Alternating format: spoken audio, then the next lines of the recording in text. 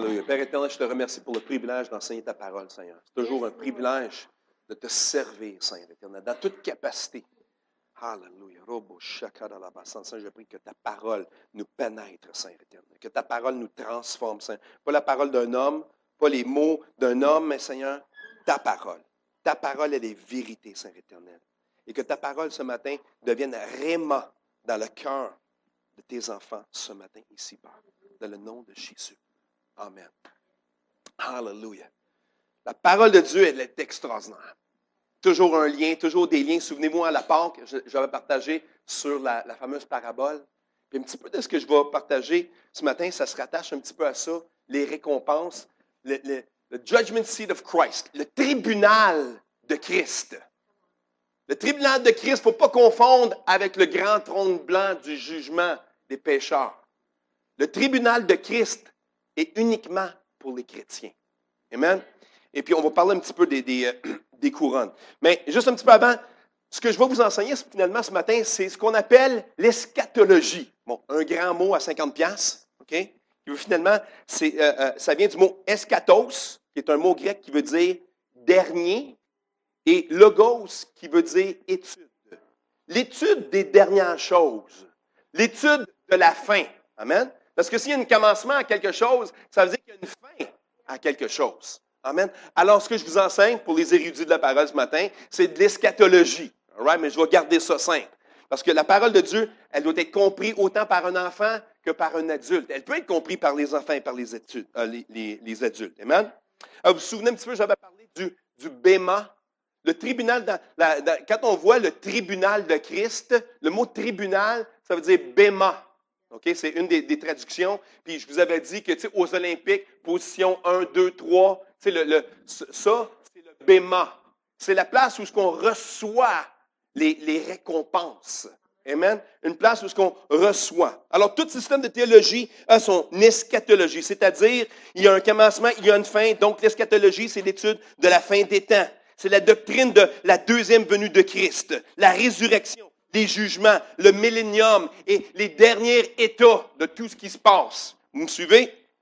Amen? Alors, on veut tous recevoir des récompenses. Et tout chrétien mature devrait savoir qu'il y a une récompense.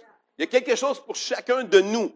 Il y a quelque chose pour chacun de nous et on peut se l'acquérir. Il faut faire quelque chose. Il faut s'approcher du Seigneur. Il faut chercher. Il must inquire, chercher, gratter, se poser des questionnements, raisonner, méditer la parole de Dieu pour savoir c'est quoi, comment est-ce que je fais pour obtenir les différentes couronnes. Qu'est-ce que moi je peux faire en tant que chrétien pour obtenir les couronnes? Mais premièrement, il faut savoir qu'il y en a des couronnes. Amen. Et puis, où est-ce que je voulais aller un petit peu avec ça? Parce que je vais vous montrer tantôt des images spéciales. Parce que l'Apocalypse, c'est la spécialité de mon papa. OK? C'est la spécialité de mon père. Puis on discutait un petit peu. Je partageais que j'allais partager ça. Et puis là, je veux juste vous dire que je ne ferai pas une étude là, biblique sur l'Apocalypse ce matin. Ce n'est pas mon but. Ce que je vais faire, c'est que je vais me concentrer sur un petit aspect de la fin des temps. Un petit aspect. Parce qu'on croit, les chrétiens, on croit en anglais, ça s'appelle the rapture, okay? L'enlèvement. Savez-vous qu'on va être enlevé? Ça, c'est une chose qui est excitante. Puis quand on se souvient, et quand on sait, et on comprend, on saisit qu'on va être enlevé, on s'ajuste un petit peu. On s'ajuste. Ce que je veux faire ce matin, c'est vous encourager, vous exhorter à vous ajuster, mes amis, pour obtenir les couronnes. Parce que comme j'avais dit avec la parole que Jésus avait partagée, c'est qu'il y en a qui vont recevoir la récompense. Il y en a même qu'on va leur en donner plus. Et il y en a même qu'on va leur enlever ce qu'ils ont. Je ne veux pas me rendre au tribunal de Christ pour me faire enlever des choses. Je veux arriver au tribunal de Christ pour obtenir mes couronnes. Amen. Et nous avons tous accès à ces couronnes-là. Le premier passage, Jeff va le mettre, ou Ben, 2 Corinthiens 5, 10, parce que c'est biblique. On va arriver avec la parole pour confirmer ces choses. 2 Corinthiens 5, 10, pour ceux qui prennent des notes, je vous encourage. Car il nous faut tous, dites avec moi tous comparaître devant le tribunal, ou le béma, de Christ, afin que chacun reçoive selon le bien ou le mal qu'il aura fait étant dans son corps. Et je veux juste souligner, dans mon étude, j'ai trouvé, parce que, vous savez, la Bible, évidemment, elle a été traduite. Et puis moi, je sais qu'en tant que traducteur, interprète, je sais qu'il y a plusieurs façons d'interpréter quelque chose ou de traduire quelque chose, plusieurs mots. Puis un des mots qui est souligné lorsque j'étudiais, que j'ai remarqué, quand ça dit le bien ou le mal, le mot mal, dans le fond, a été mal traduit. Okay? Il y a une autre traduction qui serait plus claire, ça serait le bien ou les choses inutiles. Ça change tout le concept. Okay? Parce qu'il y en a qui disent, parce que les gens pensent que le tribunal de Christ, oh, c'est un jugement de mes péchés. Ça n'a rien à voir. Ça n'a rien à voir. Le tribunal de Christ est pour le chrétien. Ce n'est pas la place où on est sauvé ou pas sauvé. C'est déjà établi, ça. Pour ceux qui ont accepté Jésus-Christ comme le sauveur personnel, si tout est sous le sang, nos péchés sont sous le sang de l'agneau. Le tribunal de Christ, c'est pour des récompenses. Mais je veux que vous souligniez ce mot-là, où ce que ça dit, qu'ils reçoivent selon le bien ou le mal. En réalité, ça serait le bien ou les choses inutiles. Parce que, savez-vous, on perd notre temps des fois. En anglais, worthless. Ça a comme une autre signification, un petit peu en anglais, plus profonde peut-être. The worthless thing. There's good things and worthless things. Tu sais la parole où ce que Paul dit qu'il y a des choses qui sont bien et des choses qui ne sont pas utiles? OK, vous comprenez? Il y a des choses qui sont utiles, des choses qui ne sont pas utiles. Ce pas des méchantes choses, ce pas des mauvaises choses. Couper mon gazon le dimanche matin après l'Assemblée, ce n'est pas de mauvaises choses. Mais ça me donnera rien de plus au ciel. D'avoir coupé mon gazon, de sortir les vidanges. C'est une bonne chose, il faut que je les fasse. Est-ce qu'ils sont utiles d'un certain sens? Oui, ils sont utiles. Mais on parle l'usage, j'ai aimé ça, puis ça me confirme pour moi lorsque Nabil a dit l'usage de mon temps. Parce que je vais en parler de ça un petit peu. L'usage de mon temps.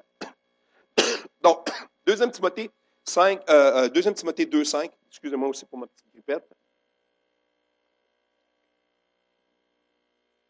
qui dit, 2 Timothée 2:5, et l'athlète n'est pas couronné, dites avec moi couronné, l'athlète n'est pas couronné s'il n'a pas combattu suivant les règles. Aujourd'hui, on n'aime pas ça, les règlements. Il y a bel et bien des règlements. Dites avec moi règlement. C'est le genre de mot qui nous fait comme règlement. Tu sais, il y a des mots qui nous font réagir. Hein? Règlement, loi, tu sais, fais pas, fais ça. Il y a des choses ça l'active quelque chose en nous ou ça désactive, dépendant de l'attitude avec laquelle on lit les choses. Mais on est couronné si on a suivi les règlements. Pour ceux qui suivent les Olympiques et tous les sports, la Coupe Stanley, hein, on regarde, on espère que les Canadiens vont gagner. Hein? Okay. Il y a des règlements au hockey. Je ne les connais pas tous parce que je ne suis pas un érudit du sport, mais j'aime écouter. Puis je sais qu'il y a des règlements. Il faut suivre le règlement. Puis même des fois, je ne comprends pas. Je vois la puck rentrer dans le but, puis le juge, il dit qu'il n'est pas bon le but. Je ne comprends pas toujours pourquoi. Je sais qu'il y a des règlements très complexes. Mais il y a des règlements. Puis des fois, ce but-là, le but là, que nous, on pensait qu'il était bon, puis tous les Canadiens, tous les fans, le but est bon, puis là, on est frustrés, on est fâchés contre l'officiel de jeu. Nous, on dit que le but est bon. Puis là, à la fin du match, on s'aperçoit que les Canadiens, ils perdent le match. Mais on dit, ouais, mais si le but il aurait été accordé. Mais c'est parce qu'il n'a pas été accordé. Il n'a pas été accordé. Il y a des règlements à suivre. Pour obtenir la Coupe Stanley, il y a des règlements à suivre. Puis, pour obtenir les couronnes, il y a des règlements à suivre. Est-ce que vous me suivez? 1 Corinthiens 3, 11 à 15. Car personne ne peut poser un autre fondement que celui qui a été posé, savoir Jésus-Christ. Or, si quelqu'un bâtit sur ce fondement avec de l'or, de l'argent et des pierres précieuses, du bois, du foin, du chaume, l'œuvre de chacun sera manifestée. Car le jour la fera connaître, parce qu'elle se révélera dans le feu, et le feu éprouvera ce qui est l'œuvre de chacun. Si l'œuvre bâtie par quelqu'un sur le fondement subsiste, il recevra une récompense. Dites avec moi récompense. Si l'œuvre de quelqu'un est consumée, il perdra. Dites avec moi perdra. Il perdra sa récompense pour lui. Pour lui, il sera sauvé, mais comme au travers du feu. Mais lui, il sera sauvé Mais comme au travers du feu, quand j'ai étudié ce passage-là, c'est vraiment bon parce que, vous savez, c'est pas, tu sais, je disais des choses inutiles ou utiles ou pas importantes. Bon, on s'entend que de l'or, c'est précieux. Hein? On s'entend que l'argent, des pierres précieuses. Bon, là, on tombe dans du bois. Okay. Il y a des gens qui aiment les choses faites de bois, des meubles en bois. Tu sais, c'est pas méchant du bois, hein? C'est pas méchant. C'est pas un péché du bois. OK? Du foin, ça en prend. Du foin, c'est bon. Ça nourrit les vaches. Puis c'est une bonne chose, du foin. Ça nous en prend du foin. Right? C'est une bonne chose. Du chaume, bon, ça, on fait du mortier pour. Il y en a qui font du mortier avec ça pour faire des briques, ainsi de suite. OK? L'œuvre de chacun sera manifestée. Mais lorsqu'on arrive au tribunal de Christ, toutes ces choses-là, toute notre vie va être mise dans le feu, va être éprouvée. Parce que lorsqu'on éprouve une chose, tu sais, l'or, la façon qu'on purifie l'or, c'est qu'on la met au feu. Puis même de l'or, il y a différents degrés, tu sais, du 10 carats, du 14, et là, quand tu tombes dans le 24, c'est le super pur. C'est quoi qui fait la différence? Parce qu'il a été épuré. Il y a différents stages d'épuration. Puis, si tu as un or de qualité, bien, c'est parce qu'il a été épuré plus longtemps. Mais, tu sais, de la même façon qu'on évapore de l'eau pour obtenir une sauce, je sais que ma femme a fait de la sauce italienne. Excellent. Mais une chose que je sais, puis je ne suis pas cuisinier, c'est que si elle vient juste de faire la sauce, elle vient juste de le mettre au feu, puis elle laisse bouillir, là, elle l'arrête. Il ne sera pas aussi bon. La sauce, ça ne sera pas aussi bonne que si elle l'a laissé mijoter pendant 1 heure de temps. Mais vous le savez, hein, quand on fait mijoter la sauce pendant 1 heure de temps, le pot, il était plein. Le chaudron, il était plein. Puis là, à la fin d'1 heure, qu'est-ce qui reste dans le chaudron? Il était épuré. OK? Ton 24 carats, là, il est pur. Lorsqu'on arrive devant le Seigneur, toute notre vie, la sauce, les bonnes choses, les mauvaises choses, sont amenées devant le tribunal de Christ. Il allume le feu pour voir qu'est-ce qui va rester. Parce qu'il veut épurer qu'est-ce qui reste. Et puis, le chaume, le bois, des choses qui ne sont pas essentielles dans notre vie vont brûler. Pouf, cendre par terre. Aucune valeur dans de la cendre. Aucune valeur. Ce qui va demeurer, c'est les pierres précieuses, l'or, les masses de l'argent, le bronze et tout ça. Là, bon. Ça va rester, non? Ça subsiste. Donc, Jésus va mettre à l'épreuve notre vie. Qu'est-ce qu'on a fait avec notre vie? C'est quoi qu'on a fait? Nos récompenses sont basées sur ce qui reste. Je vais juste expliquer quelque chose. Peut-être que la couronne qu'il nous donne est faite avec ce qui reste. Wow, that's good, man. I just got something good. Maybe your crown. Peut-être que ta couronne est faite avec l'or qui reste lorsque tu es éprouvé. Hey, get that, receive it. Reçois ça. Ça, c'est pour toi, ça. Ta couronne, est-ce qu'elle va être 10 carats? 14 carats? Est-ce qu'il va y avoir des pierres précieuses sur ta couronne? Ça ne veut pas dire que tu vas en avoir des pierres précieuses sur ta couronne. Tout dépend de ce que tu fais ici sur terre. Wow, that's good. That's good. Yeah. That's good. Amen. I take that. I take that for me. Hallelujah. Donc, c'est quoi le tribunal de Christ? Romains 14, 10, 12. Je ne l'avais pas mis dans mes notes, ça, je pense, mais je vais juste vous lire ce que j'ai ici, là, moi, que tu es capable de le trouver. 14, 10, 12, ça dit, nous comparaîtrons devant le tribunal de Dieu. Chacun de nous rendra compte à Dieu pour lui-même. Okay, bon, j'ai déjà lu 2 Corinthiens 5, 10, OK? Quand il faut comparer devant le tribunal de... Je sortais des versets là, pour backer là, ce que je vous dis, là, parce que je ne l'invente pas. Ce n'est pas une doctrine d'homme. Là, okay? D'ailleurs, ce que je vous enseigne ce matin, c'est la majorité de le chrétien, le monde chrétien, là, tout évangélique confondu. Ce que je vais vous enseigner ce matin, c'est la majorité. C'est la majorité de nous qui croyons ça. All right? Donc, moi, ce que je vais enseigner ici ce matin. Et puis aussi, juste pour vous dire, là, j'ai papa ici qui est un homme d'expérience. Et puis je sais que si je fais une erreur quelconque, il va venir me le dire après, puis je vais me corriger s'il faut. Mais je tire mon enseignement en partie de ce que j'ai reçu de mon papa, et puis qu'est-ce que lui a étudié. Si cet homme-là qui est ici aujourd'hui est un homme de Dieu, comme je sais qu'il l'est, et que j'ai pris mon enseignement de ce que lui a appris, je pense que ce que je vous emmène ce matin, ça va être bon. Au-delà de 40 ans d'expérience, et puis je suis allé puiser dans ce que lui a étudié. Okay? Donc, dans le contexte des passages qu'on a lus, ça fait clairement référence à des chrétiens. On parle à des chrétiens. Le tribunal de Christ, c'est pour des chrétiens. Ceux qui ont accepté Jésus-Christ comme leur sauveur personnel. Et je vois tout le monde ici, on est tous des chrétiens. Il y a peut-être sur l'Internet, je ne sais pas s'il y a quelqu'un qui nous regarde, mais tu vas pouvoir avoir accès à ça toi aussi si tu écoutes bien jusqu'à la fin. OK? Donc, le tribunal de Christ concerne donc les croyants qui doivent rendre des comptes de leur vie. Le tribunal de Christ ne décide pas du salut. Votre salut est déjà décidé. Le salut est déjà décidé. Cela fut décidé par le sacrifice du Christ pour nous, 1 Jean 2, 22. Okay? Et notre foi en lui, Jean 3, 16. Okay? Je vais juste les dire pour ceux qui prennent des notes. Tous nos péchés nous sont pardonnés et nous n'aurons jamais à être condamnés pour eux. On n'est pas condamnés. Au tribunal de Christ, ce n'est pas la condamnation des péchés. Nos péchés, nous les chrétiens, sont déjà lavés, effacés par le sang de l'agneau. Est-ce que tout le monde me suit? C'est important parce qu'on fait confusion. Même des jeunes chrétiens font confusion que le tribunal de Christ, c'est la même chose que le grand tribunal blanc. Non, non, non, non. Le tribunal de Christ, c'est tu fais face à Jésus sur un trône. Le tribunal blanc de Dieu, c'est tu rencontres Papa céleste, le Dieu tout-puissant qui va décider qui s'en va en enfer. Okay? Ça, c'est pour les non-croyants. Je parle toujours ici du tribunal de Christ. C'est ça la clé? Christ. All right? Bon. Tous nos péchés nous sont pardonnés et nous ne serons jamais condamnés pour eux. Romains 8, 1. Nous ne devrions pas considérer le tribunal de Christ comme Dieu jugeant nos péchés. Ce n'est pas ça. Le tribunal de Christ, ce n'est pas Dieu qui juge nos péchés. Mais c'est plutôt comme Dieu nous récompense pour nos vies.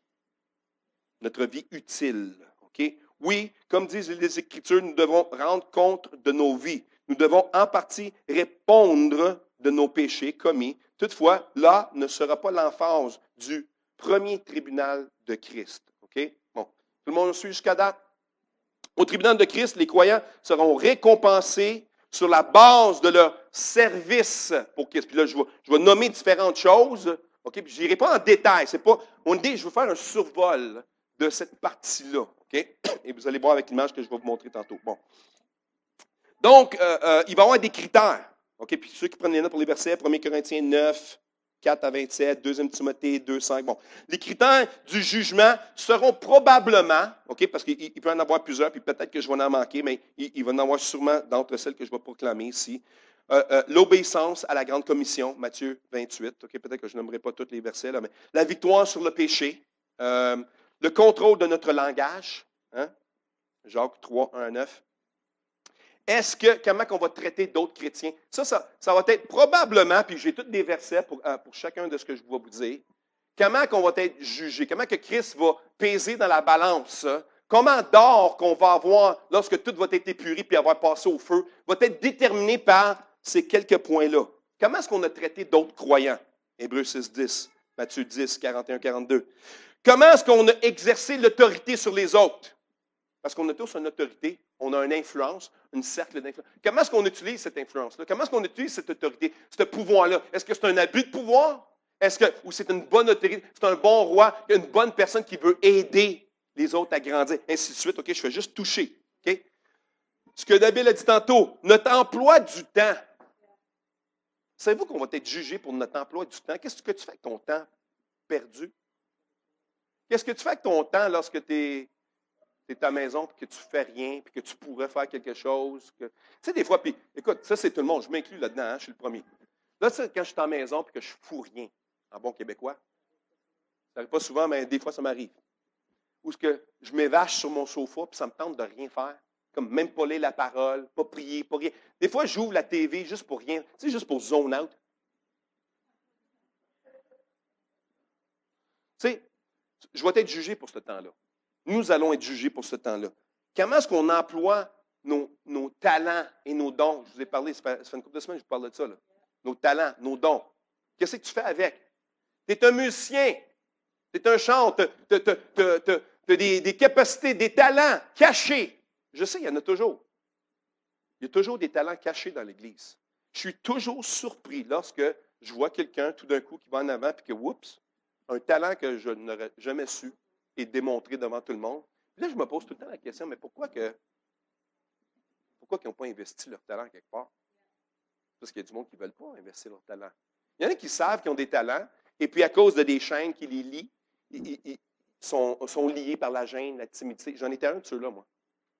Les gens ne me croient jamais quand je leur dis j'étais un introverti extrême. Aujourd'hui, je suis complètement l'opposé. Je suis un extraverti. Mais autrefois, dans ma jeunesse, dans le secondaire et le primaire, secondaire, jusque même jeune adulte, j'étais introverti. C'est le Seigneur qui m'a extroverti. C'est le Seigneur qui m'a libéré. Moi, je déclare, Doreen aussi, j'étais à l'école au secondaire avec elle, elle vous le dira. J'étais le genre d'étudiant qui passait dans les corridors, à côté sur le bord du mur, dérangeait personne, pas d'ennemis, pas d'amis, tu sais, tout seul dans mon coin, introverti, extrême. Doreen peut vous le dire, elle m'a connu dans ces temps-là. Alors, mais j'ai des talents, j'ai des dons. T'imagines-tu si je ne serais pas sorti de ma coquille? Quelle bénédiction aurait été perdue pour le royaume? Je ne suis pas en train de péter mes bretelles, mais ce que je veux dire, c'est que je sais ce que Dieu m'a donné, puis maintenant, je l'utilise pour sa gloire. J'ai découvert que j'aimais chanter. Je ne l'aurais jamais su avant. J'ai découvert que j'aimais faire des pièces de théâtre, des mimes, toutes des choses que j'aurais jamais faites si j'aurais resté introverti. C'est des choses qui ont sorti lorsque je me suis mis dans les mains de Dieu. Et Seigneur, tu m'as donné ça. Si tu me l'as donné, c'est parce que tu veux que je m'en serve. On va être jugé pour ça. Amen? Tout le monde me suit? Ça, c'est 1 Corinthiens 12, 4, 12, 12, 2 Timothée 1, 6. Pour ceux qui veulent les versets, je peux vous les donner après. J'en ai plein. J'ai plein. Je me retiens, là. OK? On va être jugé sur la façon qu'on utilise notre argent. Ça va peser dans la balance.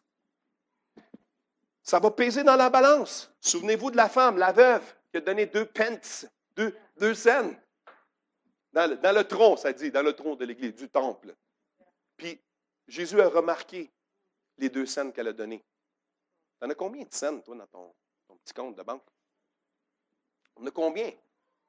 C'est même pas prêcher pour les dîmes et les offrandes. C'est juste, Dieu va nous juger. Qu'est-ce qu'on a fait de nos finances? Est-ce qu'on était des bons intendants?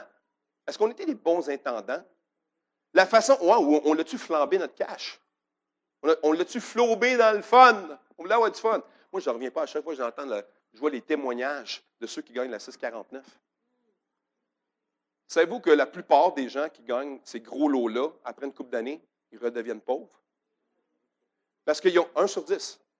9 sur 10 retournent à la pauvreté qu'ils avaient autrefois. Des millions qu'ils avaient gagnés.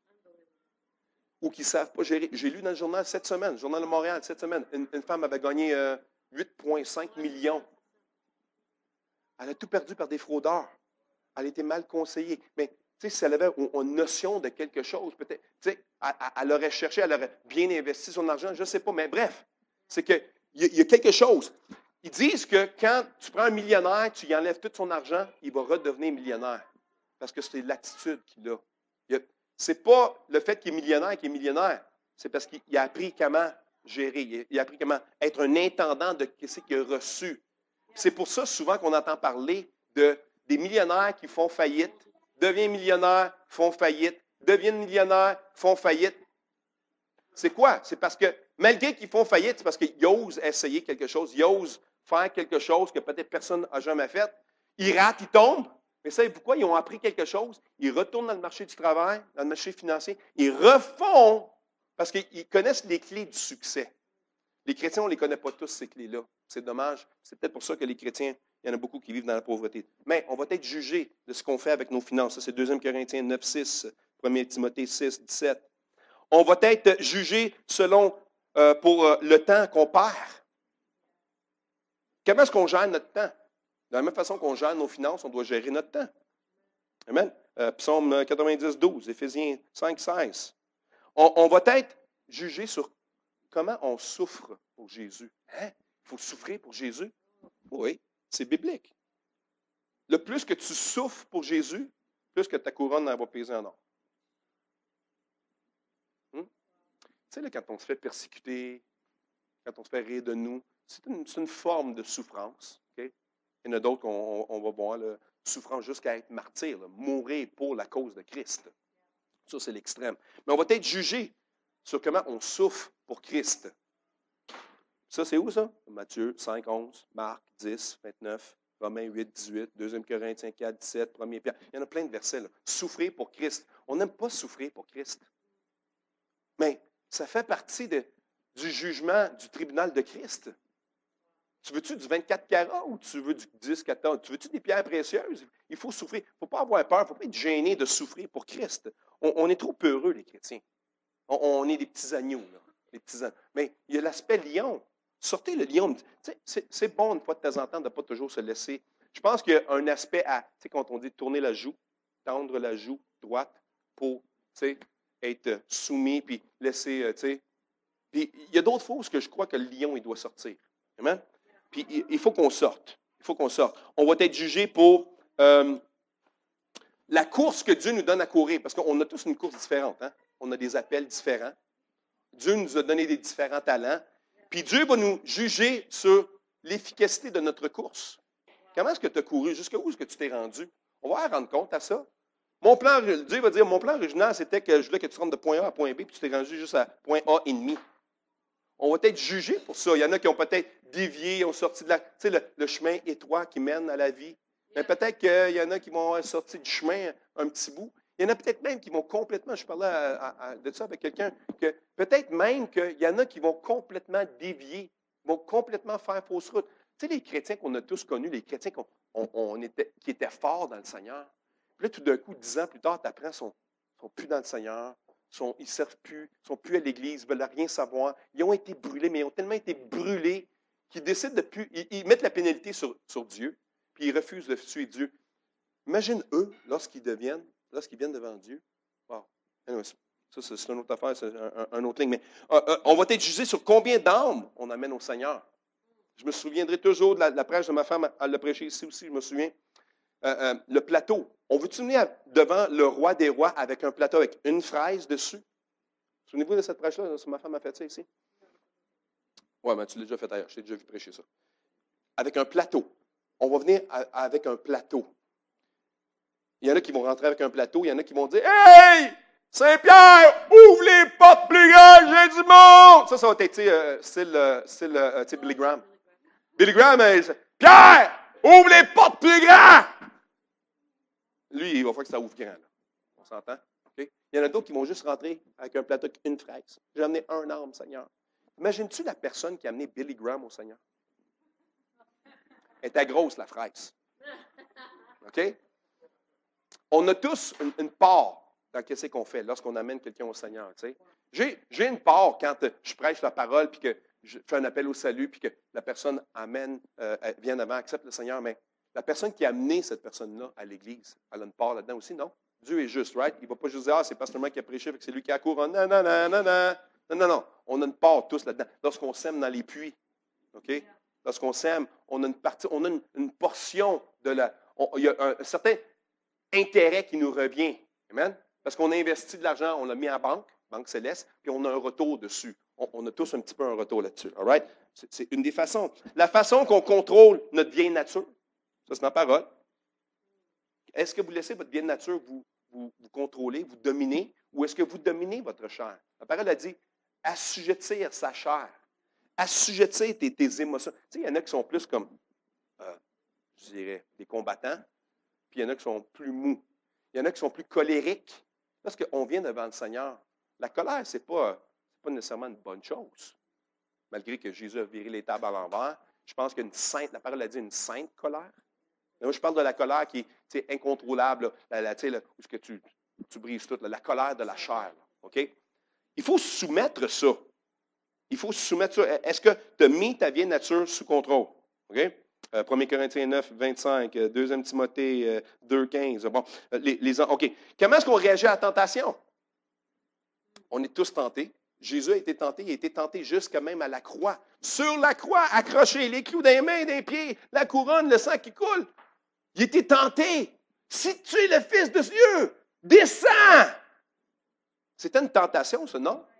On l'a tenté de descendre, de démontrer son pouvoir. La tentation, on est tous guettés par la tentation. Jeunesse, la tentation couche à la porte. Même dans certains cas, elle cogne à votre porte. Dans d'autres cas, elle défonce vos portes. Il y en a que vous ne le remarquez même pas, puis que vous vivez dans le péché. Réveille, chrétiens ici, tous chrétiens. Vous avez des comptes à rendre. Tribunal de Christ. La façon qu'on réagit à la tentation. Jacques 1, 2 et 3. Apocalypse 3, 10. On va être jugé selon l'importance qu'on porte à la parole. La parole a une valeur. Est-ce que puis tu par terre, puis tu piles dessus, puis tu tournes le pied, là, comme si on jette une cigarette par terre, puis qu'on l'écrase? Est-ce que tu méprises la parole? Est-ce que tu méprises la vérité que Dieu nous donne? Sa parole, elle est sainte. Sa parole, c'est Dieu. La parole s'est faite chair. Est-ce qu'on méprise Jésus? Est-ce qu'on méprise la parole? On va être jugé selon le poids qu'on met et la valeur qu'on met dans cette parole-là. Hein? 2 Timothée 4, 8, ça. On va être jugé sur combien on est fidèle à la parole. Combien on est fidèle au peuple de Dieu. Je pense que dans ce sens-là, je peux dire que ça m'implique beaucoup parce que je suis pasteur. Comment est-ce que je vous amène la parole? Comment est-ce que je prends soin de la bergerie? Vous voyez? Ça, c'est quelques-unes. Il y en a peut-être d'autres, mais je vais juste souligner ceux-là. OK? La Bible mentionne que les chrétiens recevront des couronnes pour les différentes choses basées sur la fidélité du service, et ainsi de suite. Les différentes couronnes sont décrites dans la parole. On va en voir quelques-uns. Amen? Mais juste avant, mets-moi la première grosse image, parce que je veux juste vous mettre dans le contexte un petit peu. Bon, non, pas celle-là, l'autre. OK. Ça, c'est, si on veut, c'est le livre de l'Apocalypse. OK, papa, il va reconnaître cette image-là, il l'a vu souvent. C'est un petit peu l'étude de le livre d'Apocalypse. C'est profond. C'est tellement... Juste pour vous donner une petite idée, là, il y a les églises du Christ. Après ça, il y a les sceaux, il y a les trompettes, il y a les personnages, il y a les veils, les coupes, les malédictions. Ça, c'est le livre des Apocalypses. L'Apocalypse. C'est toute la vie qu'on a menée sur Terre. OK? Moi, ce que je veux vous enseigner, c'est juste ça ici. Vous voyez le mariage de l'agneau. Et puis, ici, c'est l'enlèvement. Bon, on revient à la deuxième image. Je ne vais pas prendre l'image pour vous étudier, mais je voulais juste vous montrer mariage, OK, et l'enlèvement, rapture. Nous autres, là, à cette partie-là, là, on vient, Christ descend du ciel, il vient nous rencontrer, on rentre dans le tribunal de Christ. Tous les versets que je vous ai partagés, que je vais partager, les différentes couronnes, couronne incorruptible, couronne de vie, là, c'est en anglais, couronne de gloire, couronne de justice, couronne de joie. Christ est assis là, il va juger, il va mettre au feu, OK? Tout ça. All right? Après ça, le mariage. OK? Amen? Je reviens à l'autre image. Parce que tout ça, c'est là à là. Mais ce que je veux vous montrer, c'est que regardez tout ce qui se passe. Je ne rentrerai même pas dans ça. Ça, c'est tout ce qui se passe. D'autres, l'enlèvement, c'est ici, là, les chrétiens, rencontre avec Christ. Après ça, je suis en train de vous montrer là, ce qui se passe là, dans les couronnes. Mais tout ça, là, ben, je ne veux pas vous montrer ça parce que c'est trop grand, c'est trop vaste. Right? Fait que reviens à l'autre image. Je voulais juste vous montrer l'envergure de ça. Okay? Je veux vous parler des 5 couronnes un petit peu. C'est un bon temps. Et c'est pour ça que je voulais vous montrer juste cette partie-là, parce que dans le reste de l'image, il y a toute l'explication de ce qui se passe pour les non-chrétiens. Ils ne veulent pas ça. Là. Ils ne savent pas ce qui leur attend. C'est pour ça qu'on doit gagner. C'est pour ça que Dieu aime le gagneur d'âme. Il aime le gagneur d'âme. Donc moi, je veux vous inciter, je veux vous encourager, je veux vous créer en vous la jalousie de « Hey, je le veux, ça! » Tu sais, quand tu dis « Hey, il y a 5 couronnes, j'en veux 5 couronnes. Je les veux, les 5 couronnes. Je veux les 5 couronnes. Je les veux toutes. Je les veux toutes. Ça veut dire que ça en prend de l'or dans mon paquet, là. Ça en prend de l'or dans ma sauce, là, qui va être dilué, qui va être mis au feu, là. Ça m'en prend des bonnes choses, là. Ah, tu sais, ceux qui disent, on entend, tu sais, les bonnes œuvres, on le dit, mais les chrétiens, les pasteurs, on le dit, c'est pas juste les œuvres. Mais pourtant, la parole a dit que c'est les œuvres accompagnées, qui accompagnent la foi. Donc, oui, il y a des œuvres à faire. Mais des œuvres avec la foi, parce qu'il y a beaucoup de gens qui font des œuvres, mais ils n'ont pas de foi. Il y a beaucoup de bonnes personnes dans la rue. Il y a des organismes spécialisés que ce qu'ils font, c'est aider les gens pauvres. Est-ce qu'ils vont au ciel, ceux-là? Non, parce que ce n'est pas la condition. Ils n'ont pas Jésus. Ils n'ont pas Jésus. Donc, là, moi, je parle de les œuvres chrétiennes pour ceux d'entre nous qui connaissons Christ comme notre sauveur personnel et que nous le servons et nous faisons des bonnes œuvres. Donc, OK, la première couronne que je touche, la couronne incorruptible. Ça, c'est 1 Corinthiens 9, 25 à 27. Je vais vous le lire. La couronne incorruptible ou, un autre mot, c'est la couronne du vainqueur. Tous ceux qui combattent s'imposent toute espèce d'abstinence et ils le font pour obtenir une couronne corruptible. Mais nous, les chrétiens, faisons-le pour une couronne incorruptible. Moi donc, c'est Paul qui parle, moi donc, je cours non pas comme à l'aventure, je frappe non pas comme battant dans l'air, mais je traite durement mon corps et je le tiens assujetti de peur d'être moi-même rejeté après avoir prêché aux autres. Ça, c'est la couronne du vainqueur. Est-ce que, tu sais, la description qui est là, pendant qu'on la laisse là, est-ce qu'il y a une possibilité qu'on peut l'atteindre, celle-là? Moi, je crois. Je peux assujettir ma chair un petit peu plus. On peut toujours un petit peu plus, hein? Je suis capable d'assujettir ma chair un petit peu plus pour obtenir cette couronne-là. Amen? La joie qui nous attend, la joie chrétienne, je veux vous exciter. Cette couronne-là, elle peut vous appartenir. Elle peut vous appartenir. Ça, c'est excitant. Cette partie-là, c'est excitant pour nous. Cette partie-là, dans l'eschatologie, nous appartient. Dans le livre d'Apocalypse, le chapitre 1 jusqu'à peu près 3 ou 4, je crois, le 4, c'est pour le chrétien. C'est pour l'Église d'aujourd'hui. C'est nous. À partir du chapitre 4 et jusqu'à vers la fin, ça parle de tout ce qui va se passer pour ceux qui vont rester sur la terre. Nous autres, on n'est pas là. On n'est pas là. C'est bon de le savoir, là, mais notre partie à nous qui est le fun, c'est ça. On est enlevé. On est enlevé et nous allons faire face au tribunal de Christ pour nos récompenses. Comment donner une bonne main d'applaudissement à Jésus? On va avoir des récompenses.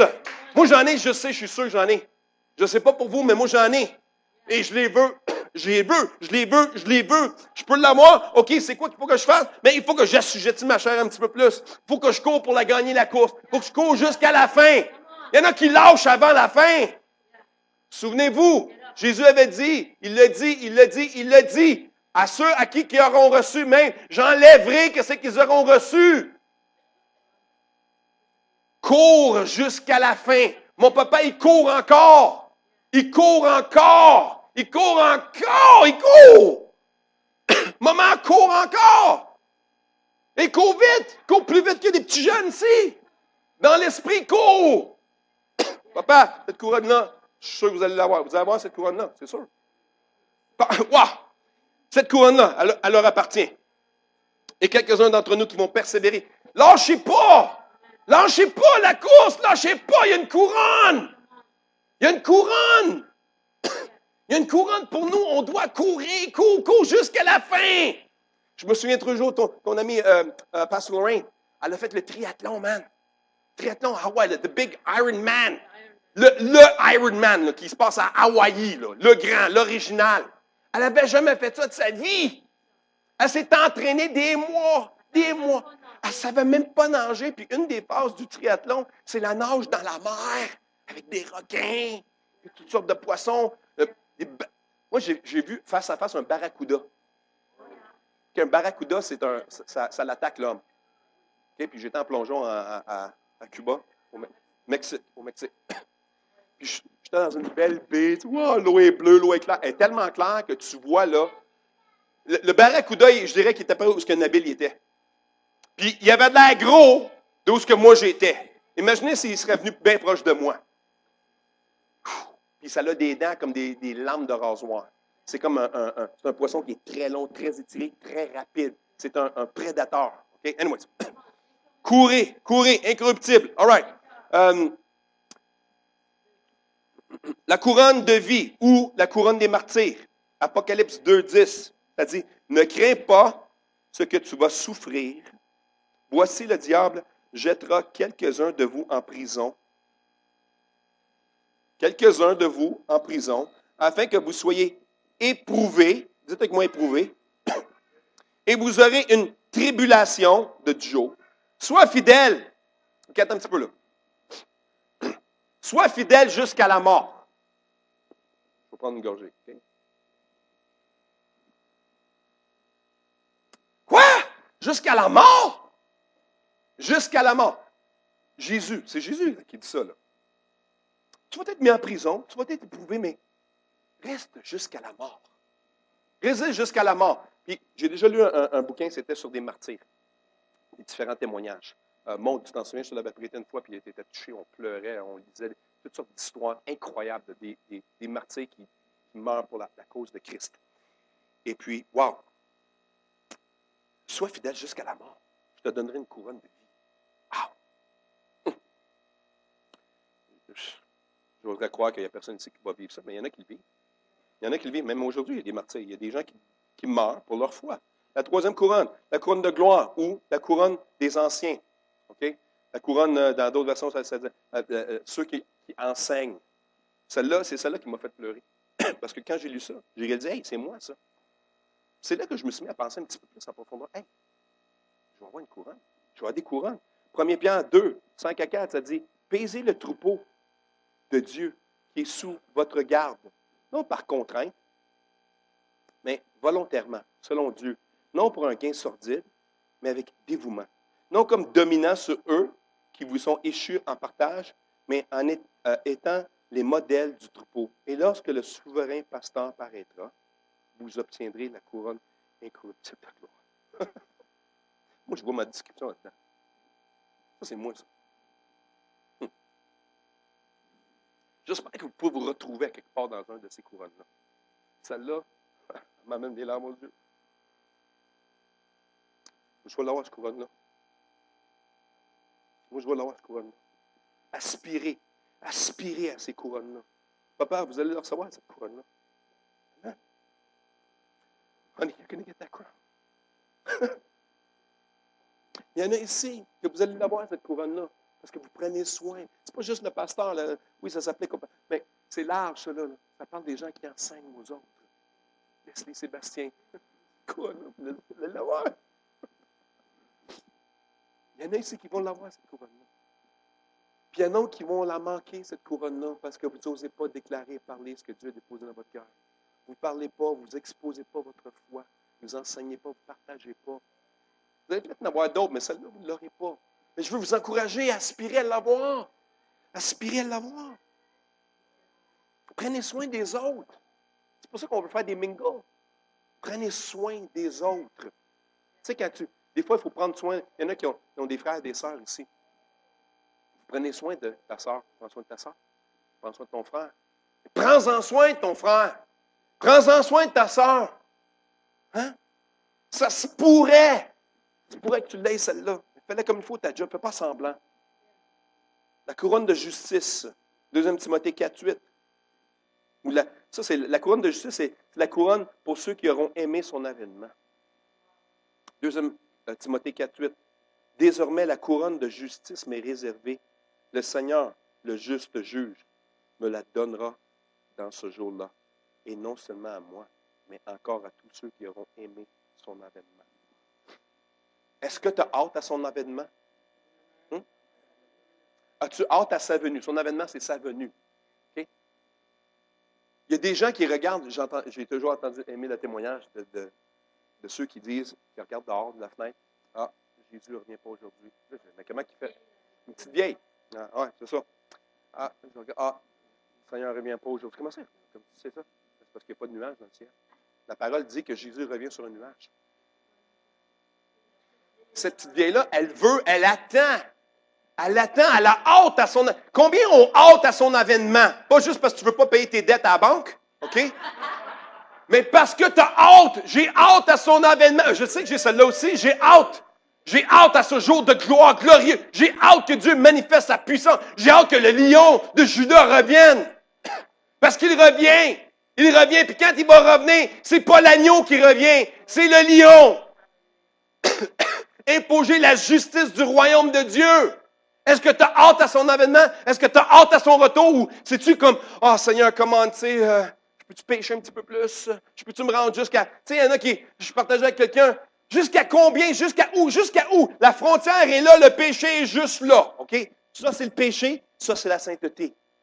Puis il y en a qui aiment ça, se rendre jusqu'à la frontière. Jusqu'à où? Jusqu'à où que je peux me considérer saint? Juste avant d'être dans le péché. Je peux-tu juste me mettre sur le bord de la... Juste là, le point de ballon. OK, je suis pas dans le péché, mais je suis un saint. Qu'est-ce qui arrive? Tu tombes.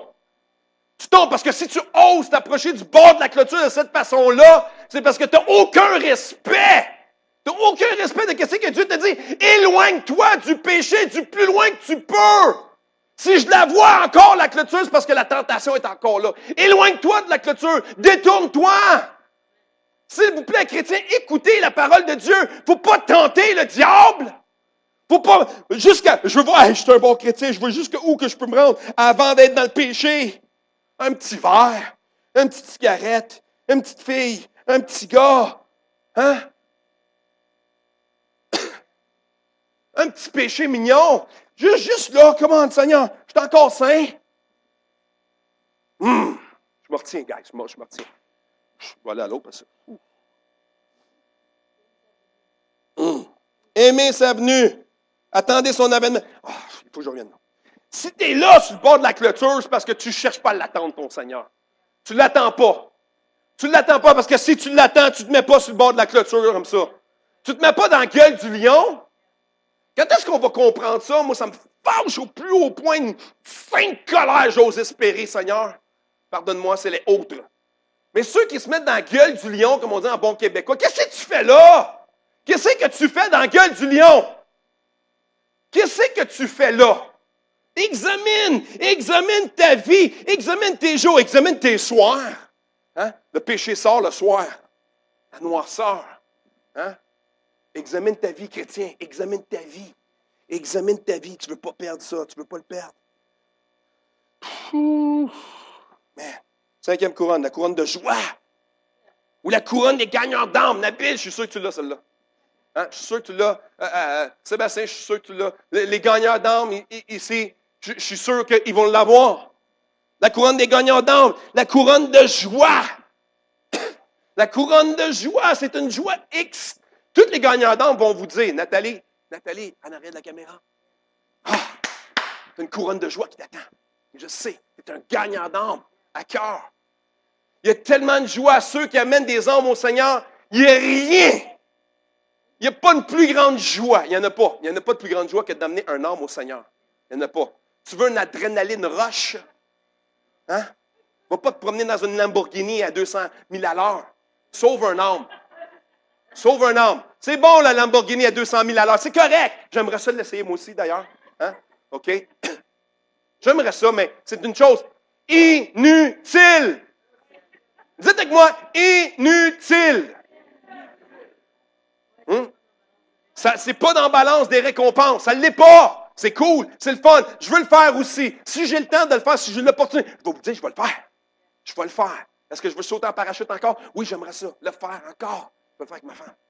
Hein? Je vais la regarder sauter en premier. Je vais la rejoindre. 3e fois. Est-ce que je veux faire encore? Oui. Est-ce que ça pèse dans la balance du royaume? Non! Ça ne pèse pas dans la balance. Ça ne pèse pas dans la balance, guys. Come on. Il y en a qui recherchent juste ça. Il y a des adrenaline junkies, qu'on dit en anglais.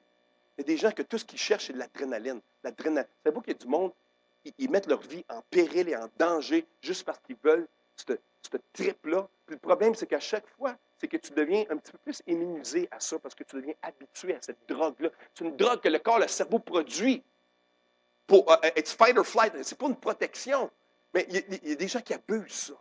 Puis qui cherchent tout le temps la dernière action. C'est quoi la dernière chose la plus dangereuse? Qu'est-ce que je peux faire pour mettre ma vie en danger? Pour vivre ça? Vivre sur le bord du précipice de la mort. Il y en a que ça les excite, ça. Mais ça n'amène à rien. Ça n'amène à rien. Ça ne pèse pas dans la balance, ça. Ça ne pèse pas dans la balance. Qui est en effet, 1 Thessaloniciens 2, 19 à 20, qui est en effet notre espérance ou notre joie ou notre couronne de gloire? N'est-ce pas vous aussi devant notre Seigneur Jésus-Christ lors de son avènement? Oui, vous avez été à notre gloire, notre joie. Paul est en train de parler des âmes qu'il a amenées au Seigneur. Il y a une couronne pour ça. Il y a une couronne pour ça. Il y a une couronne lorsque tu exposes ta foi. Il y a une couronne lorsque tu fais toutes ces choses-là. Gloire à Dieu. Y a-t-il quelqu'un d'excité comme moi? Moi, je suis excité de savoir ça. Puis c'est mon but ce matin, c'est de vous exciter. Vous exciter parce que des fois, on oublie qu'il y a des bonnes choses qui nous attendent. Il y a des bonnes choses qui nous attendent. C'est excitant. C'est excitant. Je ne veux pas manquer le bateau. Je ne veux pas que vous manquiez le bateau. Savez-vous que, malgré que j'avais connaissance de cet enseignement-là, parce que je lis beaucoup, j'ai pas vraiment entendu, j'ai essayé de chercher avec ma femme des prédications que j'aurais entendues depuis ma vie chrétienne, depuis que je suis tout jeune.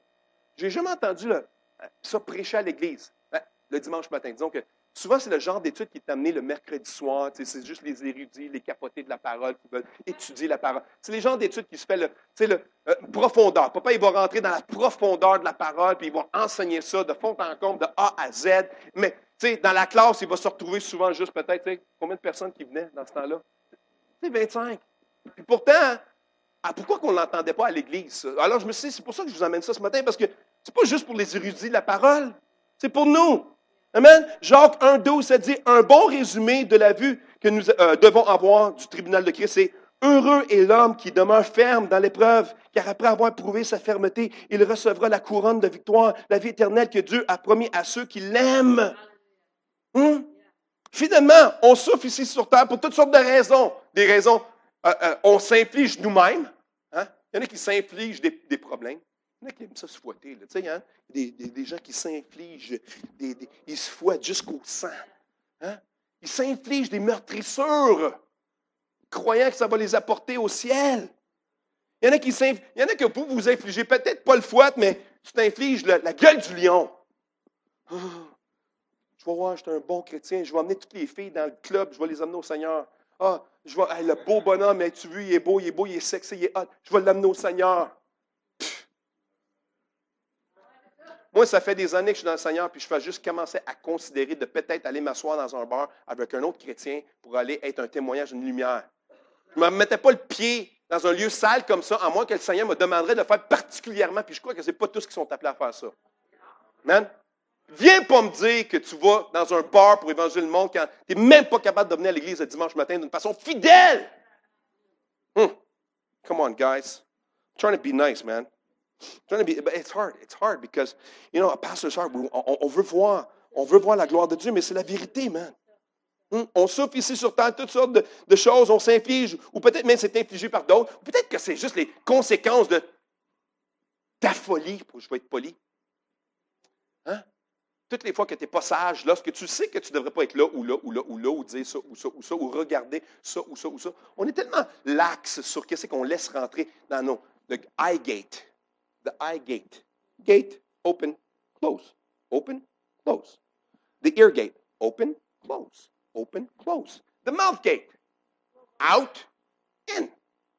Say it, hold it.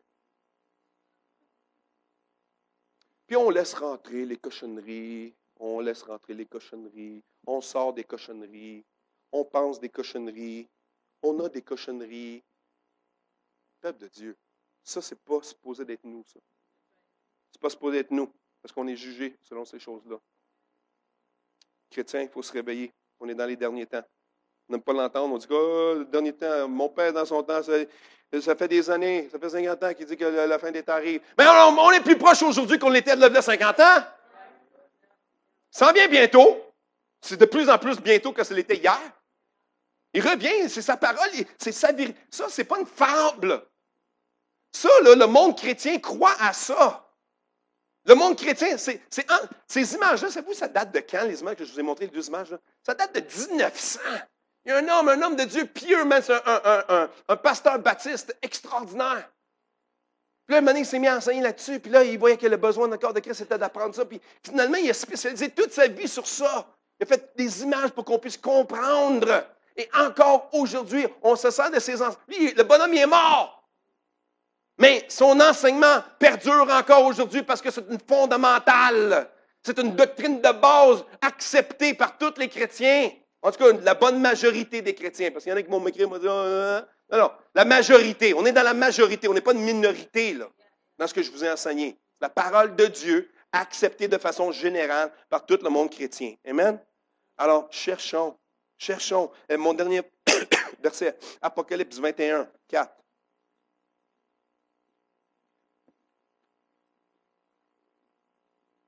Parce qu'à la fin, on gagne. Il y en a qui aiment lire la fin de l'histoire. Doreen a amené quelque chose qu'on a commencé à utiliser. I'm in it to win it. I'm in it to win it. I want to win. I want to win. I think that's her little Irish side. And mixed in with Italian, right? I mean, it's both of them. Italians want to win. They want to win the soccer game. And the Irish want to win. Irish, they play soccer too, right? They want to win.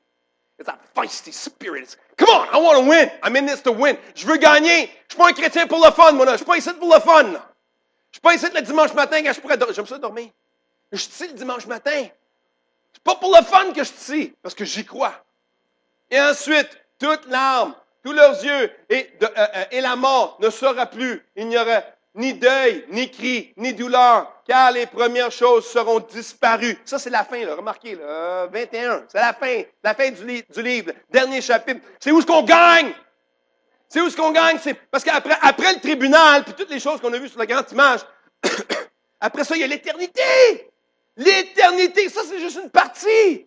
Mais après ça, c'est l'éternité. Ceux qui vont être dans le royaume pour l'éternité. Puis il y a tout un autre enseignement là-dessus, mais je veux vous dire, on a une autre vie qui nous attend. Il y a une autre vie qui nous attend tous ici. Cherchez une grande vie, une vie éternelle sans fin qui nous attend. Une couronne pour ceux qui vont venir au tribunal de Christ. Alléluia! Amen! Alors, je me réjouis dans ça. Alors, on va se lever debout. J'ai fini avec ça, mais je prie. Prie vraiment que vous soyez allumés. Vous avez l'option d'avoir une couronne et peut-être plusieurs de ces couronnes-là. Aspirez aux couronnes.